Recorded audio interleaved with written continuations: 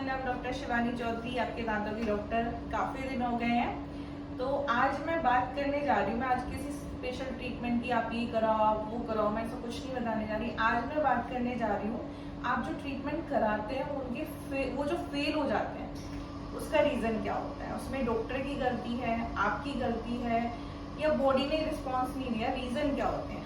तो सबसे पहले डर होता है हम जो ट्रीटमेंट लेते हैं डेंटल इम्प्लांट्स। इम्प्लांट में सब डॉक्टर, आप जाओगे डॉक्टर के पास, वो बोलेंगे कि इम्प्लांट तो जी सबसे सेफ है, सबसे अच्छी चीज़ है, फेलियर रेट भी कम है, बट स्टिल फेलियर रेट्स तो है ना। तो अगर वो फेल होगा तो रीज़न क्या होगा फेल होने का। उसमें डॉक्टर की कुछ कमी होगी या आपने कुछ फॉलोअप नहीं किया, उसकी वजह से होता है। आजकल बहुत सारे फेलियर के केसेस आ रहे हैं, टू बी ऑनेस्ट बहुत केसेस आ रहे हैं। उसमें एज का भी कोई फैक्टर नहीं है। कम एज वाले बंदे भी आ रहे हैं, जिनकी एज 20 है, 30 है, 40 है, वो भी आ रहे हैं। जिनकी एज 70 है वो भी आ रहे हैं। तो इम्प्लांट फेल क्यों हो रहा है? रीजन है, सबसे बड़ा रीजन है फॉलोअप्स। आप आए, आपका कोई एक ही टूथ मिसिंग था, आपने इम्प्लांट करा दिया, डॉक्टर ने भी बता दिया जी ठीक है 10-15 साल बाद आपने सिर्फ कैप चेंज करानी है, इम्प्लांट आपका लंबा चलेगा। बट वो जो 10-15 साल का गैप है, जो मैं आपसे हर वीडियो में रिक्वेस्ट करती हूँ कि आपने हर 6 महीने में जाके क्लीनिंग करानी है, फॉलोअप लेने हैं, अपना हाइजीन मेंटेन रखना है, आपने वो तो किया ही नहीं।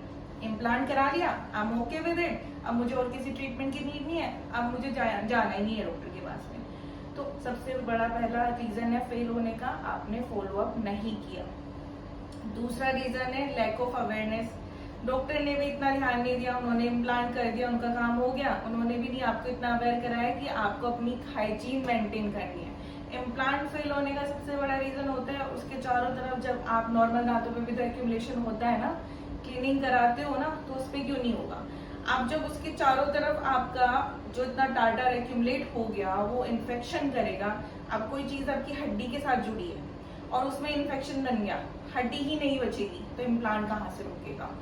दूसरा रीजन आपका फेल होने का। तीसरा रीजन, सबसे बड़ा रीजन, सबको पता है, अपनी आदत नहीं छोड़ेंगे ना।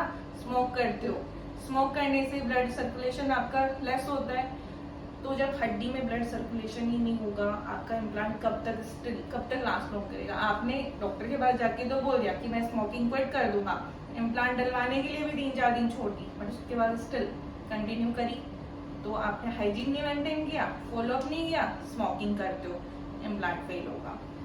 Fourth reason, diabetes. डायबिटीज में इम्प्लांट होता है, आप डॉक्टर के पास जाते हो जी हम खाना नहीं खा पा रहे, पूरा जबाड़ा निकल चुका है, हड्डी फिक्स करने के लिए सिर्फ हड्डी ही बची, इतनी बची कि हम इम्प्लांट कर सकते हैं, निकालने लगाने वाला भी नहीं लगा सकते। अब आपने उस टाइम पे तो पूरा कंट्रोल करा, टेस्ट रिपोर्ट्स भी अच्छे आ गए कि हाँ ब्लड शुगर आपका अंडर कंट्रोल है, बट अब तो टेंशन लग गया, अब तो जो मन आएगा खाएंगे। अब क्या करें, हम हड्डी कहाँ से बचेगी जब आपके डायबिटीज ही नहीं कंट्रोल में। तो आपने अपनी लाइफस्टाइल को ठीक नहीं रखा इम्प्लांट कराने के बाद में। अब ये आपका रीजन हो गया, ठीक है। इसके बाद और क्या बड़े रीजंस होते हैं जी, हम तो अपनी लाइफस्टाइल भी अच्छे रख रहे हैं, मेडिसिन भी खा रहे हैं, स्टिल नहीं बन रहा है। क्या आप 6 महीने के बाद गए अपने डॉक्टर को बिना किसी रीजन के दिखाने की, डॉक्टर साहब मेरा तो सब बढ़िया चल रहा है, एक बार आप जस्ट फॉलोअप देख लो, चेकअप कर लो। नहीं चाहते हो आप अपना सोचते हो कि भाई मेरा इलाज हो गया और अब मैं बिल्कुल ठीक हूँ, मुझे दोबारा डॉक्टर के पास जाने की जरूरत नहीं है। ऐसा नहीं होता है। आपको कोई मेडिकल कंडीशन हो जाती है, आपको हार्ट को इशू हो जाता है, आप रेगुलर उसका फॉलो करते हो ना कि भाई मुझे और कोई बढ़ी तो नहीं, मैं वापस जा रहा हूँ, मुझे दिल मेरा अच्छा काम कर रहा है नहीं कर रहा। यही चीजें आपके दांतों के साथ होते हैं। दांत एक नहीं 32 दांत होते हैं, आपको उन सभी का ध्यान रखना है। तो यही कुछ ऐसे रीजंस हैं जिनको आपको इग्नोरेंस की वजह से आप फेलियर की तरफ चले जाते हो।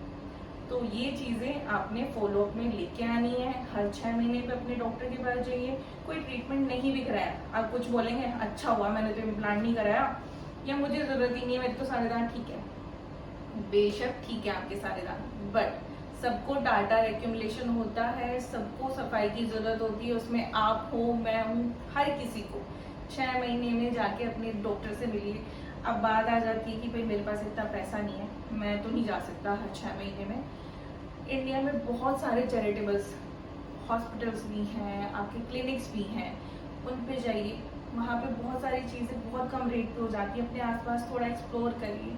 स्टिल अगर आप वहाँ भी नहीं जा सकते, क्लोज पे बहुत सारे ऑफर्स चल रहे होते हैं, बहुत सारी मेंबरशिप प्लान्स हैं, आप उसमें जाइए, एक बार पता तो करिए कि आपको ये चीज़ें ज़रूरत हैं। घबराना नहीं, एक बार घर से बाहर तो निकलिए इस चीज़ के लिए, ठीक है। हाँ, सबसे ज़रूरी बात, बहुत सारे कोएक्स भी बैठे हुए हैं, ये जो फर्जी डॉक्टर जो आपको फुटपाथ पे, स्टेशन के बाहर, बस स्टैंड के पास में मिल जाते हैं, उनसे काम मत कराइए, वो और बीमारी को बढ़ाते हैं। आप 10-20 रुपए 50 रुपए में सोचते हो कि मैंने दांत भी निकलवा दिया, उसने दर्द भी नहीं किया, दवाई भी दे दी, वो और बीमारी को बढ़ा रहा है, तो उनके पास मत ही जाइए। अच्छे क्लिनिक पे भी नहीं जा सकते तो चैरिटेबल में जाइए, बट प्लीज अपना एक बार फॉलो अप, अपना चेकअप कराइए। ये जो हमारे यहाँ पे इंडिया में जो इतनी लैक ऑफ अवेयरनेस है ना, स्पेशली दांतों को लेके, कि जी अभी दर्द नहीं है तो दांत मेरे बिल्कुल ठीक है, मुझे कोई तकलीफ नहीं है। तकलीफ जब होगी तभी जाना जरूरी है क्या? दांत अच्छे हैं ना, तो प्लीज जाके उनको एक बार चेकअप कराइए। और जो मैंने अभी आपको सारी इतनी लाइन बताई है कि कैसे फेल होता है, उसका रीजन कहीं ना कहीं आप खुद हैं अपने इम्प्लांट फेलियर के चक्कर में। तो प्लीज एक बार अपने डॉक्टर के पास जाइए, काफी समय हो गया अगर आपने इम्प्लांट कराया तो जाके उनसे एक फॉलोअप लीजिए कि प्लीज एक बार आप एक्सरे करके देख लो कि सब कुछ ठीक है नहीं है, कोई दिक्कत तो नहीं है, कुछ नहीं जाएगा उसमें आपका। Okay, thank you so much.